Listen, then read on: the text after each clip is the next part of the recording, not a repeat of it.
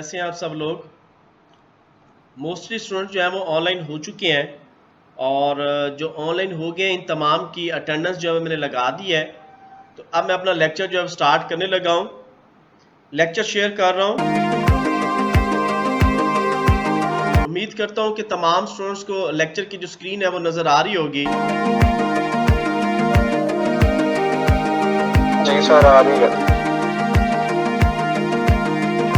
Okay जी, आज का हमारा टॉपिक है strategic management information system SMIS।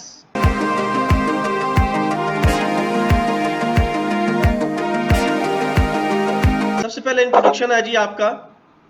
Strategic management information system SIMS is the set of containing system considered critical to the current or future business competitiveness and hence several of an organization। वो कहता है कि strategic management information system basically क्या है कि हम जितने भी अपने सिस्टम या ऑर्गेनाइजेशंस के अंदर जितने भी बिजनेस के कम्पिटिटिव होते हैं उनके लिहाज से प्लानिंग करने का जो हमारे पास इंफॉर्मेशन सिस्टम है वो स्ट्रेटेजिक इंफॉर्मेशन सिस्टम है। And SMIS also supply and organisation with business intelligence. वो कहता है कि ये सिर्फ उसकी प्लानिंग ही नहीं है बल्कि उसके साथ सप्लायर्स और जो उसकी इंटेलिजेंस बिजनेस की जो इंटेलिजेंसी है उनको भी कवर करने के लिए ये सिस्टम जो है वो इस्तेमाल किया जाता है। If an information system is use in creative way to achieve the goal and fulfill the mission of organization, it can be viewed as a SMIS whether it is TPS or MIS or any other type। वो कहता है कि organisation के अंदर fulfil उसकी जो requirement है creativity उन तमाम रिक्वायरमेंट को देखते हुए इस सिस्टम का काम क्या है कि ये किन किन के साथ मिलके SMIS TPS और MIS के साथ मिलकर और इस तरह के जितने भी ऑपरेटिंग सिस्टम की टाइप्स हैं उन तमाम सिस्टम के ऑपरेटर्स की टाइप्स को देखते हुए उसके साथ जो है वो प्रॉपर तरीके से ये वर्किंग करता है या प्रॉपर तरीके से जो है वो साथ उनके चल के जो है वो इस SIMS को जो है वो कवर कर रहा होता है। Strategic management information system can be external और इंटरनल सिस्टम। ये दोनों लेवल के ऊपर ये सिस्टम जो है वो वर्क करता है, चाहे वो आपका एक्सटर्नल लेवल है चाहे वो आपका इंटरनल लेवल है। अब हम वन बाय वन इनको डिस्कस करेंगे। एक्सटर्नल स्ट्रेटेजिक सिस्टम क्या है और इंटरनल स्ट्रेटेजिक सिस्टम क्या है। सबसे पहले आपका है external strategic system. These are used mainly by external entity in the business environment such as customer, supplier and distributor and have a value added component that give developers some time to reap the benefit of the system innovation। वो कहता है कि ये एक ऐसा system है, ऐसी external entity है जो कि आपके बिजनेस के एनवायरनमेंट को, आपके कस्टमर्स को, सप्लायर्स को, डिस्ट्रीब्यूटर्स को और उसके साथ जितने भी लोग हैं जो कि आपकी कंपनी के लिए बेनिफिट हैं उन तमाम को जो है उनकी इनोवेशन करता है, उन तमाम की जो है वो कैटेगरी को फाइनलाइज करता है। Some benefit of external strategic system are followed. और कुछ इसके बेनिफिट्स ये भी हैं जो कि आगे चल के हम आप देख रहे हैं। सबसे पहले जी benefit to the customer increase. एक इसका फायदा क्या है कि आपके कस्टमर जो है वो दिन ब दिन इंक्रीज होंगे। Customer satisfaction increase customer control and reduction in transaction cost and benefit to the organization। सबसे पहले तो यह कि आपके जो कस्टमर हैं कंपनी के वो इंक्रीज होंगे। अगर वो इंक्रीज होते हैं तो उससे क्या होता है, जब तक कस्टमर आपका सेटिस्फाई है तो आपके कस्टमर ऑटोमेटिकली आपकी कंपनी की जो प्रोडक्शन है वो इंक्रीज होगी, आपके कस्टमर इंक्रीज होंगे और दिन ब दिन जो है आपका जो वर्किंग है वो आपकी कंपनी जो है वो ग्रो करेगी। दूसरा बेनिफिट क्या है जी, benefit to the organisation. Organisation के लिहाज से बेनिफिट्स क्या होंगे, increased market share, reducing of the processing cost, ability to charge higher price because of value add component and increased in profit margin. वो कहता है कि दूसरा क्या है जी कि आपकी ऑर्गेनाइजेशन के लिहाज से कैसे इसका बेनिफिट होगा कि एक तो मार्केट में आपका शेयर बढ़ेगा। अगर मार्केट के अंदर आपका शेयर बढ़ता है तो उसके साथ ही आपकी मार्केट की जो वैल्यू है उसके जो भी कंपोनेंट्स है उसके प्रॉफिट को देखते हुए ऑटोमेटिकली वो इंक्रीज होंगे। नेक्स्ट है जी हमारा इंटरनल स्ट्रेटेजिक मैनेजमेंट। ये तो था एक्सटर्नल लेवल पे। एक्सटर्नल लेवल पे क्या था कि आपका मार्केट ऑर्गेनाइजेशन जो है वो मार्केट के अंदर कैसे जो है वो काम करेगी या मार्केट में उसकी कैसी वैल्यू होगी। अब इंटरनल लेवल पे कौन कौन से बेनिफिट्स होंगे आपके लेबर को, आपके स्टाफ को, आपके हायर मैनेजमेंट को या लोअर मैनेजमेंट को या ऑपरेशनल मैनेजमेंट को, उसको वन बाय वन जो है हम देखते हैं। these are used by employees within the organization and do not have a value added component। वो कहता है कि अगर मैं ये बात करूं कि यहाँ पे जितने भी हमारे एम्प्लॉयज हैं ऑर्गेनाइजेशन के अंदर, उनके अंदर कोई ना कोई वैल्यू जो है वो ऐड होगी, यानी उनकी इंक्रीमेंट लग सकती है, उनकी जो जॉब्स है वो हायर लेवल पे जा सकती है, उनके फंड जो है आप ये कह सकते हो कि उनको जो फंड्स दिए जाते हैं जिसमें टीए डीए या और अलाउंसेस जो है वो दिए जाते हैं, उनमें इंक्रीज हो सकता है। तो एम्प्लॉय और एम्प्लॉयर दोनों जो है इस स्ट्रेटेजिक प्लानिंग से जो है वो अपना वर्क जो है वो कर सकते हैं, खुश हो सकते हैं। The employ focus on the issues such as improving the quality of product and services and enhancing the decision making capability of the manager। अब इससे होगा क्या, इसकी प्लानिंग से ये फायदा होगा कि एक तो आपके इंटरनल लेवल के प्रोडक्शन की जो सर्विस है वो बढ़ेगी, प्लस आपके डिसीजन मेकिंग अच्छे होंगे, प्लस आपके जो मैनेजर्स होंगे उनका जो है वर्किंग अच्छी होगी। Such system are often used at all level in the organisation. तमाम का तमाम सिस्टम जो है वो ऑर्गेनाइजेशन के अंदर प्रॉपर तरीके से इस्तेमाल होगा।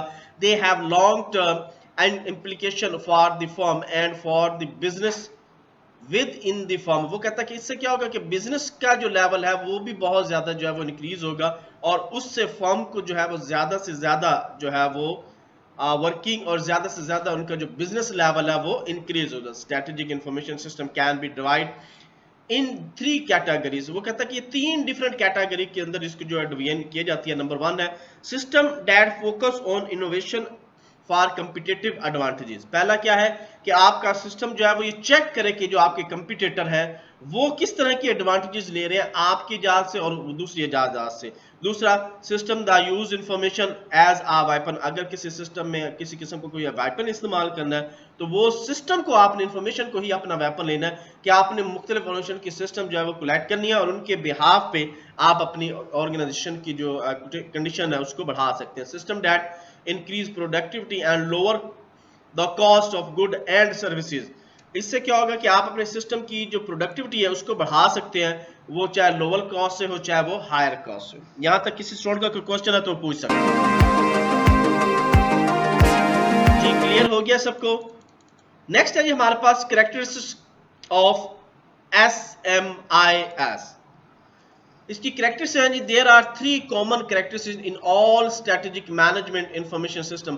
तमाम के तमाम स्ट्रेटेजिक मैनेजमेंट सिस्टम के अंदर 3 तरह की जो कैरेक्टरिस्टिक्स हैं वो सबसे ज्यादा इंपॉर्टेंट। सबसे पहले जी telecommunication as central part of SMIS। Telecommunication यानी कि मोबाइल फोन के थ्रू जो है आपकी मार्केटिंग, मोबाइल फोन के थ्रू आपकी ordering and supplying, mobile phone के थ्रू आपका रिसीविंग एंड जो है वो सेंडिंग एंड रिसीविंग, यानी सारी वर्किंग जो है आप टेलीकम्युनिकेशन के थ्रू भी कर सकते हो। Reliance on a number of vendor for providing information technologies cooperate among a number of organisation. सबसे पहले है जी telecommunication. It is a virtual part of SMIS the system successful organisation transitional organisation boundary and eliminate the barrier of the time and space through the use of telecommunication। However, developing and implementing information system that rely heavily on telecommunication is a challenging task and is often become one of the bottleneck for development of SMIS। वो कहता है कि क्या है जी कि आपका जो system management information system है उसमें टेलीकम्युनिकेशन का रोल हर लिहाज से है। एक तो क्या है कि आप अपनी कंपनी की कोई ऐसी ऐप बनवा दें जो कि यूजर को या आपका जो परचेजर है या आपका जो कस्टमर है वो आसानी जो है वो बैठ के घर पे ही या किसी भी जगह पे टेलीकम्युनिकेशन के थ्रू जो है आपकी प्रोडक्ट्स को चेक कर सकते। दूसरा ये है कि आप टेलीकम्युनिकेशन के थ्रू जो है अपनी मार्केटिंग कर सकते हो। टेलीकम्युनिकेशन के थ्रू जो है आप मुख्तलिफ चैलेंजेस का सामना जो अगर आपको आ रहा है कंपनी को, आप उनका हल भी जो है वो कर सकते हो। नेक्स्ट है जी इंटर ऑर्गेनाइजेशनल सिस्टम। आप अपनी ऑर्गेनाइजेशन के सिस्टम को भी कवर कर सकते हो। 2 system which are shared by more than 2 organisation in the term of cooperation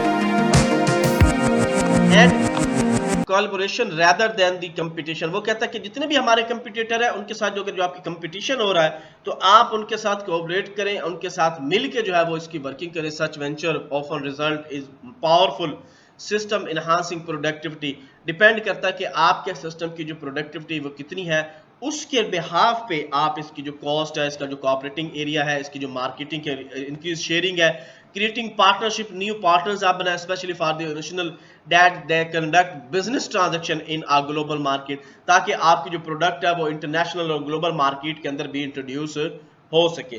strategic planning for MIS, MIS के लिहाज से भी स्ट्रेटेजिक प्लानिंग जो है, क्योंकि मैंने आपको पहले बताया था कि जब MIS जो है वो एक खुद से एक स्टडी नहीं है, मल्टीपल जो है सब्जेक्ट्स जो है वो मिल के एक MIS जो है वो बना है। इसमें आपके कंप्यूटर भी हैं, आपका फॉर्मल भी है, टेक्निकल भी है, इनफॉर्मल भी है, मुख्तलिफ तरह की सिस्टम है। तो इसीलिए वो कह रहा है कि स्ट्रेटेजिक प्लानिंग जो है वो MIS के साथ an organisation IS strategy and then plan that document it must be closed with its corporate plan, its management view of the role of IS in the organization, its strategy, its stage of majority of use and management of IS for strategic planning of MIS. Following 5 questions should be addressed। वो कहता है कि मुख्तलिफ तरह के इसके cooperative plan हो सकते हैं, मैनेजमेंट का व्यू हो सकता है इंफॉर्मेशन सिस्टम के लिहाज से ऑर्गेनाइजेशन के अंदर, और मुख्तलिफ तरह की स्टेज के ऊपर जो है वो जो है प्लानिंग की जा सकती है। लेकिन MIS के अंदर रहते हुए मुख्तलिफ तरह के जो क्वेश्चंस हैं वो पूछे जा सकते हैं या वो हो सकते हैं। Where does IS strategic fit within the wider set of strategic. वो कहता है कि किस लेवल पे जाके इंफॉर्मेशन सिस्टम जो है वो स्ट्रेटेजिक प्लान के अंदर जो है वो उसको फिट किया जा सकता है। What has been the history of IS strategic planning, इसकी क्या हिस्ट्री है, क्या बैकग्राउंड है कि इंफॉर्मेशन सिस्टम जो है वो स्ट्रेटेजिक प्लानिंग के लिए इस्तेमाल किया जाता है। What circumstances demand major reassessment of IS strategy plan, कौन से सर्कमस्टांसेस हैं जिनकी डिमांड है और उसके मुताबिक जो है वो IS की प्लानिंग जो है वो की जा रही है। Who might be the employee to the actual planning, कौन पर्सन है जो इसकी असल प्लानिंग करता है।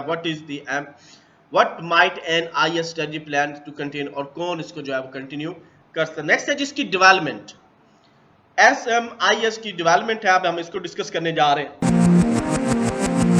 An organization should ask 2 questions before developing a SMIS, यानी कोई भी ऑर्गेनाइजेशन है उस ऑर्गेनाइजेशन के अंदर सबसे पहले जहां पे भी आप IS को जो है वो इनिशियलाइज करोगे या डेवलप करोगे, 2 मेन क्वेश्चन जो है वो आपसे पूछे जाएंगे। Is the product financially feasibility, is the product technically feasibility, यानी कि ये दोनों लिहाज से फिजिबल है, फाइनेंशियल लिहाज से भी और टेक्निकल। अगर ये दोनों लिहाज से 100% फिजिबल है तो वो जो है SMIS को जो है अपनी कंपनी में लागू करेंगे।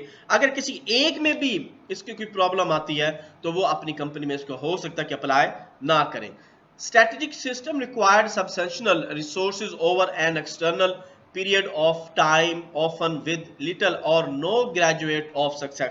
वो कहता है कि स्ट्रेटेजिक सिस्टम क्या है, बेसिकली सब्सटेंशियल रिसोर्सेज हैं जो कि एक्सटेंड किए जाते हैं पीरियड वाइज, टाइम वाइज, और उसके मुताबिक छोटे छोटे उसके ग्रेजुएशन के लिहाज से उसका सक्सेस जो है वो किया जाता है। The primary reason why strategic system is risky financial venture is that they are often ground breaking system with few और on procedure, so they must be justify on the basic of business strategy they support. वो कहता है कि इसकी primary reason क्या है कि जो भी स्ट्रेटेजिक सिस्टम है उसकी जो फाइनेंशियल रिस्किंग है उसका ग्राउंड ब्रेकिंग प्रॉपर तरीके से जो है उसको प्रोड्यूस किया जाए, प्रॉपर तरीके से उसकी प्रोसीजर बनाया जाए ताकि वो प्रॉपर तरीके से बिजनेस का जो है वो जो सपोर्ट करे, उसकी स्टैटिक जो है वो प्रॉपर तरीके से बिजनेस के ऊपर लागू हो। Justify SMIS primarily by financial standard is often fluid.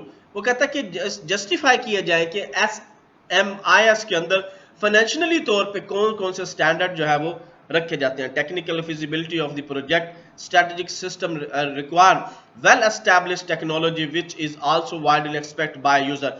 सबसे पहले तो है कि जिन यूजर्स ने उसको इस्तेमाल करना है वो प्रॉपर तरीके से जो है वो इसको देखें और प्रॉपर तरीके से ही इसकी एस्टैब्लिशमेंट जो है वो हो। Sometime the complexity of the technology can be hinder the success of subsystem. State of the art technology and untested technology can be added. A new and unexpected twist to the development of the strategic system. वो कहता है कि depend कर रहा है कि state of the art है, हरफनमौला है, इसमें ऐसी टेक्नोलॉजीज हैं जो कि आपके सिस्टम में लागू होती भी हैं, नहीं भी होती, तो भी पूरे का पूरा कंप्लीट सिस्टम जो है वो आप लोगों ने अपने पास डिजाइन करना है, ताकि टेक्निकली लिहाज से भी और फाइनेंशियल लिहाज से भी प्रॉपर तरीके से जो है वो ये काम करे और किसी किस्म का इसमें जो है वो प्रॉब्लम ना आ सके। Technical failure of the strategic system can be even place organization at the strategic disadvantage। वो कहता है कि टेक्निकल प्रॉब्लम क्या आ सकती है, ये हो सकता है कि आपकी जो प्लेस है वो सही ना हो या आपके जो मशीनरी है वो ठीक ना हो, तो उस लिहाज से भी आपने इसको चेक करना है कि आप जिस लेवल के ऊपर जो है इसको लगा रहे हो उस लेवल के अंदर जो है वो हर लिहाज से आपकी जो वर्किंग है वो ये सिस्टम जो है वो कर पा रहा है और वो सिस्टम के अंदर जो है प्रॉपर तरीके से जो है वो वर्किंग हो रही है। नेक्स्ट है जी की फैक्टर टू सक्सेस SMIS। कौन से ऐसे की फैक्टर्स हैं जिसकी वजह से आपका स्ट्रेटेजिक मैनेजमेंट इंफॉर्मेशन सिस्टम जो है वो हर कंपनी के अंदर जो है वो बहुत ज्यादा सक्सेसफुल है। Following are 5 factor that contribute to the success of strategic system. वो कहता है कि 5 इसके मेन फैक्टर्स हैं जो कि आपके स्ट्रेटेजिक सिस्टम को जो है प्रॉपर तरीके से कवर कर रहे हैं। Technology decision should be grounded in a clear understanding of the process that drive the technology। वो कहता है कि सबसे पहले क्या है, आपकी टेक्नोलॉजी का डिसीजन मेकिंग जो है उसको क्लियर कट करना है, उसको अंडरस्टैंड करना है, ताकि उससे जितनी भी टेक्नोलॉजी ड्राइव हो वो प्रॉपर तरीके से जो है वो चले। Strategic system should be drive by the strategic alliances between trading partners. वो कहता है कि स्ट्रेटेजिक सिस्टम क्या है कि आप जो भी ड्राइव करेंगे उसकी अलायंसेस जो है वो प्रॉपर तरीके से अपने पार्टनर के साथ ट्रेड कर सके। Continuous improvement and investment in strategic system are essential for their long term success. वो कहता है कि अगर आप इस पे कंटिन्यूअस मुसलसल तौर पे इस पे इंप्रूवमेंट करते हैं, इस पे इन्वेस्टमेंट करते हैं और तमाम के तमाम जो स्ट्रेटेजिक प्लानिंग है उसको चला रहे होते हैं लॉन्ग टर्म के लिए, तो ये फिर बहुत ज्यादा आपके लिए सक्सेसफुल है। SMIS। The organisational culture should encourage some risk taking. Organisation के लिहाज से भी अगर देखा जाए तो बहुत सारे रिस्क जो है वो इसको ये प्रॉपर तरीके से जो है वो कवर कर जाते हैं। User must be fully train if the full potential of the strategic system is to be aim. वो कहता है कि यूजर अगर इसको ओवरटेक कर लेता है या टेक ओवर कर लेता है तो उससे क्या होगा कि यूजर के लिहाज से भी सक्सेस जो है वो ज्यादा बढ़ सकती है। एक तो उसकी ट्रेनिंग होगी, ट्रेनिंग के बाद वो सिस्टम को प्रॉपर तरीके से इस्तेमाल करेगा, प्रॉपर तरीके से जब इस्तेमाल हो रहा है तो ऑटोमेटिकली उसका इंटरेस्ट डेवलप होगा। अगर इंटरेस्ट डेवलप होता है तो ऑटोमेटिकली वो जो आपका SMIS है वो सक्सेसफुल होगा। These techniques are known as 3RS, reverse engineering, restructuring and reengineering. ये 3 तरह के RS के ऊपर ये जो है वो वर्क करती है। एक आपकी रिवर्स इंजीनियरिंग है, एक आपकी रीस्ट्रक्चरिंग है और थर्ड आपकी री इंजीनियरिंग है। These components can be applied separately and in the combination. वो कहता है कि इन कंपोनेंट को आपकी मर्जी आप इकट्ठे इस्तेमाल कर लो, आपकी मर्जी सेपरेटली जो है इनको 1 बाय 1 जो है वो डिस्कस कर लो। सबसे पहले है जी reverse engineering. Reverse engineering had it origin in business intelligence. Reverse engineering जो क्या है वो ज्यादातर आपके बिजनेस के इंटेलिजेंस के ऊपर जो है वो उसको ओरिजिन करवाया जाता है या काम करता है। Firms keep current on their competitors products by purchasing samples and taking them apart to see what make the sick and design specification of the competitor product are derived from the product themselves, reversing the normal partner where the design come first। वो कहता है कि reverse engineering में होता क्या है कि जैसे कंपनी जो है वो एक प्रोडक्ट्स को बनाती है और वही कंपनी जो है उस प्रोडक्ट को परचेज करती है, फिर उसको वो नए सिरे से रीडिजाइन करके दोबारा से उस प्रोजेक्ट के ऊपर काम करती है। तो इस तरह क्या होता है कि कंपटीटर जो है, जैसे कि आप एग्जांपल ले लें एसी है, एसी आपके पास हायर का भी है, ओरिएंट का भी है, पेल का भी है, इसी तरह से ग्रीक का भी है, लेकिन सब के इन्वर्टर हैं। सब के अगर देखा जाए तो मेन तो एक ही कहलाएगा कि एसी इन्वर्टर एसी लगा हुआ है, लेकिन कंपनियां डिफरेंट हैं। सब कंपनी एक दूसरे की कंपटीटर है और मोस्टली कंपनी ने यही किया हुआ कि एसी बेशक एक ही मॉडल का है लेकिन उनके फीचर जो है उन्होंने थोड़े बहुत जो है वो चेंज करके जो है वो दिए हुए हैं। तो रिवर्स इंजीनियरिंग के अंदर यही होता है कि हम उसका मॉडल जो है वो चेक कर लेते हैं, प्रोडक्ट को चेक करते हैं और उसमें थोड़ी बहुत रद्दबदल करने के बाद जो है वो उसको रीडिजाइन करके जो है वो दोबारा मार्केट को एंटर कर देते हैं।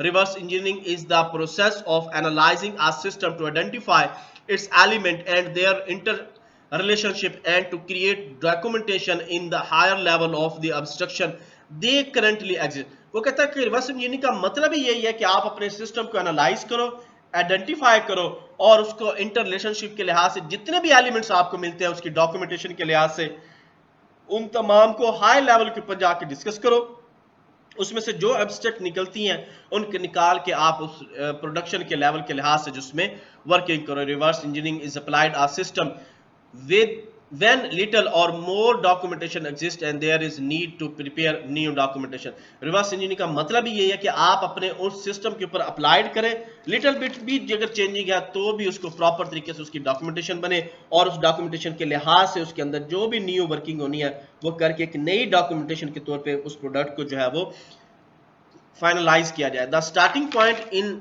Reverse engineering a system is it that program code which is transformed into such program documentation as structure English और program flow chart। वही बात होगी कि रिवर्स इंजीनियरिंग के अंदर आप क्या करें तो सिस्टम के कोड को चेक कर रहे हो, उस तमाम प्रोग्राम को चेक कर रहे हो जो प्रोग्राम डॉक्यूमेंटेशन किया गया, जैसे कि आपके स्ट्रक्चर इंग्लिश है और उसके अंदर आप उस इंग्लिश में ही आप अपने जो है फ्लो चार्ट बना रहे हो, यूज प्रोग्राम कर रहे हो। The documentation can in turn be transform into more abstract description such as data flow diagram and system flow chart. The transformation can be accomplished manually or by business process realizing software। वो कहता है कि depend कर होता है कि चाहे आप डाटा फ्लो डायग्राम के थ्रू काम करें या आप सिस्टम फ्लो चार्ट के थ्रू काम करें, लेकिन रिवर्स इंजीनियरिंग के अंदर आपने जो भी मॉडल आपने उठाना है उसी मॉडल को आप प्रॉपर तरीके से दोबारा उसमें थोड़ी बहुत चेंज करके उस मॉडल को बनाओगे। जैसे कि मैंने एग्जांपल आपको बताई है एसी की।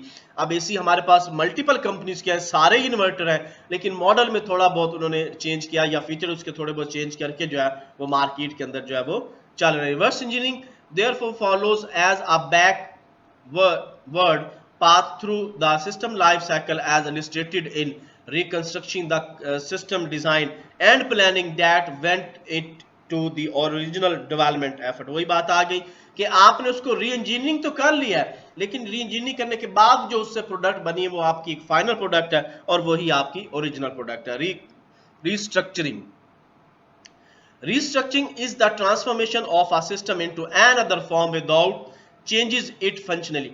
वो कहता है कि रिस्ट्रक्चर क्या होता है कि मेन चीज वही है, जैसे कि अब आप देखें कारों की एग्जांपल मैं ले लेता हूँ, होंडा सिटी जो है वो अब इस वक्त नई जनरेशन में आ रही है, लेकिन अभी तक जितनी भी पीछे आती जा रही है सेम फंक्शनैलिटी के साथ ही होंडा जो है वो मार्केट में। इसी तरह सुजुकी की गाड़ी है, आप मेहरान को ले लें, आल्टो को ले लें, कितने ही सालों से सेम जो वर्जन है वही आपके सामने आ रहा है। हल्की फुल्की जो है वो चेंजेस करते हैं, लेकिन उसकी जो कंस्ट्रक्शन है वो एट इट इज रहती है, उसी तरीके से वो करती है। A good example of restructuring is the transformation of a program written in Subscript code into one is structured format। Restructuring is pursued as a meaning of updating system and developing superior to advantages of structure technique। वो कहता है कि इसमें क्या है कि आपने जो भी स्ट्रक्चर डेवलप करने हैं उसको प्रॉपर तरीके से मैनेज करना है, प्रॉपर तरीके से उसको रेडी करना है। वो जरूरी नहीं है कि प्रोग्राम का हिस्सा वो कोई भी आपका फिजिकल प्रोडक्शन हो सकती है। यहाँ पे आप नीचे देख रहे हैं कि स्ट्रक्चर एक ही है और उस स्ट्रक्चर के अंदर जो है वो रीस्ट्रक्चरिंग जो है वो की जा रही है। या आप अक्सर देखते हो कि लाहौर के अंदर तो बहुत ज़्यादा ट्रेंड है कि ओल्ड हाउसेस को जो है वो थोड़ी बहुत ही चेंजेस करके न्यू जो है वो बना के भेज दिए जाते हैं। तो ये बेसिकली क्या है, रिकंस्ट्रक्शन ही है। हम लोग उसको रिस्ट्रक्चर करते हैं, रिस्ट्रक्चर करने के बाद जो है वो नई प्रोडक्ट जो है वो सामने आ जाती है। As soon as a program has been restructured it is put back into use producing the loop pattern as the above figure। As with reverse engineering, restructuring can be pursued in a backward distinction through each purchase of the system life cycle। The result is a completely structured system from the plan to the code. होगा क्या कि तमाम के अंदर आपका system development life cycle जो है या सिस्टम लाइफ साइकिल जो है इस्तेमाल उसी, चाहे आप सॉफ्टवेयर इंजीनियरिंग की टेक्निक इस्तेमाल कर लें, चाहे आप एसपीएम की टेक्निक इस्तेमाल कर लें, चाहे आप एफवाईपी की टेक्निक इस्तेमाल कर लें, चाहे आप सैड की इस्तेमाल कर लें, कोई भी टेक्निक्स आप इस्तेमाल करते हुए अपनी जो भी प्रोडक्शन है, जो भी आपकी कोडिंग है, प्रोग्राम है, सॉफ्टवेयर है, SMIS है, कोई इंफॉर्मेशन सिस्टम है, कोई ERP है, टेक्निक आप कोई भी इस्तेमाल कर सकते हैं, लेकिन एंड पे जो आपकी प्रोडक्शन होनी है, एक फॉर्म प्रॉपर तरीके से जो स्ट्रक्चर बनना है वो प्रॉपर एक सॉफ्टवेयर या एक जो प्रोजेक्ट है वो डिजाइन हो। री engineering is the complete redesign on a system with objective of the changes it functionally. री इंजीनियरिंग क्या है कि आप टोटल ही स्ट्रक्चर भी चेंज कर रहे हो, टोटल कंप्लीटली तौर पे आपने डिजाइन जो है वो चेंज कर दिया है। It is not a clean slate approach because the knowledge of the way that the system currently perform is not completely ignored। वो कहता है कि इसमें क्या है कि आपने ये नहीं देखना कि मैं इसका कोई भी एक पॉइंट या एक छोटा सा जो पॉइंट है उसको भी री इंजीनियरिंग ही करना पड़ेगा। री इंजीनियरिंग के अंदर सिंपल सा मैं आपको बताऊं कि हमने पूरे का पूरा मॉडल नए सिरे से बनाना है। अब वो चाहे उसका डिजाइन था, चाहे उसकी प्रोडक्शन थी, चाहे वो ऑलरेडी मार्केट में इन है, लेकिन आपने उसको टोटली जो है वो री इंजीनियरिंग करनी है, उसको मॉडल को भी रीडिजाइन करना है। रीडिजाइन करने के बाद कंप्लीट वर्किंग होने के बाद जब हो जाएगा देन उसके ऊपर जो है वो वर्किंग की the no legend can be gain by fast engineering in reverse engineering and reverse engineering and the developing a new system in a normal manner. तो इससे क्या होगा, एक प्रॉपर तरीके से आप एक सिस्टम जो है वो प्रॉपर तरीके से रीडेवलप कर लोगे। जैसे कि आप ये कर सकते हो कि एक मकान को हमने प्रॉपर तरीके से अरेंज कर दिया, खत्म कर दिया, उसके आरे तक की उसकी ईंटें निकाल दिया, अब दोबारा तरीके से आप उसको, उसकी ड्राइंग नहीं बन रही है, उसकी जो वर्किंग है वो नए सिरे से और उसकी बुनियादें नहीं बन रही हो, और बनाने के बाद आपने उस स्ट्रक्चर को जो है वो घर है या ऑफिस है या जो भी आपका फ्लोर प्लाजा है उसको आप कर रहे हो, तो ये आपकी री इंजीनियरिंग। इसमें क्या है कि आपने हर चीज नए सिरे से जो है वो डेवलप की। री engineer identify the essential element of a core business process right across the organization and sometime beyond its boundary। बास का तो अपनी बाउंड्री से लिमिट कर देता है, लेकिन कोशिश ये होती है कि दोबारा तरीके से जब उसको डिजाइन किया जाए वो अपनी ही लिमिट्स के अंदर जो है वो वर्क हो। Identify the process of innovation, identify the change lever, develop the process vision, understand the existing process, design the prototype the new process. वो कहता है कि इसमें क्या है कि एक तो हमने ये देखना है कि हम जो भी प्रोसेस कर रहे हैं, जो भी न्यू करना चाह रहे हैं उसकी आइडेंटिफिकेशन क्या है, प्लस जो भी हम लोग चेंजेस करेंगे वो चेंजेस किस लिहाज से होंगी, उसमें कोई लीवर तो नहीं है, कोई ऐसा तो नहीं है कि लेवल कोई कवर होगा। Develop the decision process, process जो है वो प्रॉपर तरीके से उसके वर्जन बनेंगे, डेवलपमेंट ठीक होगी। अंडरस्टैंड द एग्जिस्टिंग, यानी कि जो पहले से मौजूदा सिस्टम हम उसको भी प्रॉपर तरीके से अंडरस्टैंड करेंगे तो जाके हम लोग जो है इसकी इम्प्लीमेंटेशन जो है वो कर पाएंगे। Hence it is necessary that construction investment and strategic system is valid to staying ahead of the competition. The organization culture should encourage top manager to be champion or passionate sponsor, यानी कि sponsor जो आपके sponsor होते हैं, who are willing to play a key role in the development and implementation of SMSI and encourage its use to accept by employee and customer. Finally, the organization should have a pool of talent people with technical skills and a good understanding of the business for the development of complex and sophisticated information system।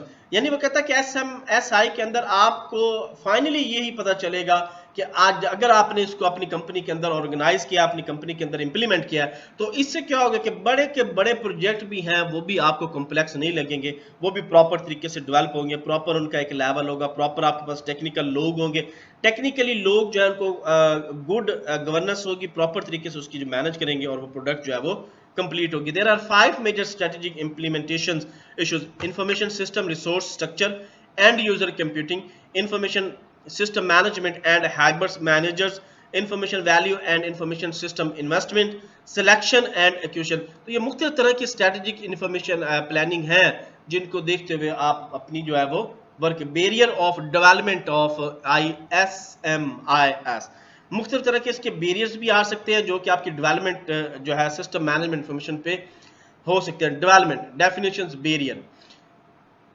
Generating work able idea required leadership and team work. सबसे पहले तो ये है कि आपको एक team ऐसी तश्कील देनी है जो लीडरशिप हो और वो वर्क को प्रॉपर तरीके से आइडियाज निकाले, फिर उसके ऊपर काम हो। Many innovation ideas, innovative ideas are technically inflexible, बहुत सारे आइडियाज होंगे लेकिन टेक्निकली इनफिजिबल होंगे। Many innovation ideas are prohibitive expensive, कुछ आइडियाज ऐसे होंगे जो कि बहुत महंगे होंगे। Many ideas die because they lack of sufficient market, कुछ आइडियाज ऐसे होंगे, ये इसके बैरियर्स इस लिहाज से भी बनते हैं कि अब एक आइडिया आपने जनरेट किया, उस आइडिया की मार्केट लेवल नहीं है, तो उससे भी आपका जो वो आइडिया है वो खत्म हो सकता है। Implementation of barriers, telecommunication increase the complexity of the implementation SMIS। आप इसको इंप्लीमेंट अगर करना है तो बैरियर को आप क्या करें, अपनी टेलीकम्युनिकेशन की जो रेंज है उसको बढ़ाएंगे। Multiple system are difficult to integrate, SMIS system often require inter-organizational cooperation, state of the art technology are difficult to implement। Maintenance barrier क्या है जी, computer can copy SMIS। Computer जो है वो अक्सर आपकी इंफॉर्मेशन इंटरनल लेवल पे information लेता रहता है, और यही वजह है कि जो भी आपके ऑफिस में एक्शन हो रहा है कंप्यूटर भी अपने ऑफिस में वही एक्शन जो है वो परफॉर्म कर रहे होते हैं।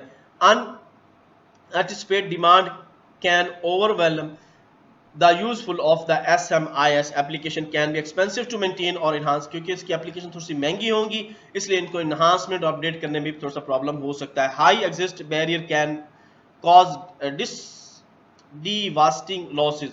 Organization with a limited financial resources, technical sophisticated and organizational feasibility will likely face on more of these barriers। वो कहता है किस तरह के barriers जो है वो कंपनीज को जो है वो फॉल करने पड़ते हैं, क्योंकि कोई भी ऐसी चीज नहीं होती जिसमें आपके पास एडवांटेजेस या डिसएडवांटेजेस ना हो। अगर कुछ SMIS के एडवांटेजेस हैं तो लाजमी ऑटोमेटिकली उसके कुछ ना कुछ डिसएडवांटेजेस भी होनी है। यहां तक किसी स्टूडेंट का कोई क्वेश्चन है तो क्लियर हो गया जी। आज हमारा जी लास्ट लेक्चर था MIS का। अब जब भी आप लोगों का एग्जाम होगा तो आप लोगों ने अपना एग्जाम जो है वो अटेम्प्ट करना है, और किसी स्टूडेंट का कोई क्वेश्चन है तो भी जी। अल्लाह हाफिज़, take care, best of luck, marks अच्छे दे दीजिएगा इंशाल्लाह।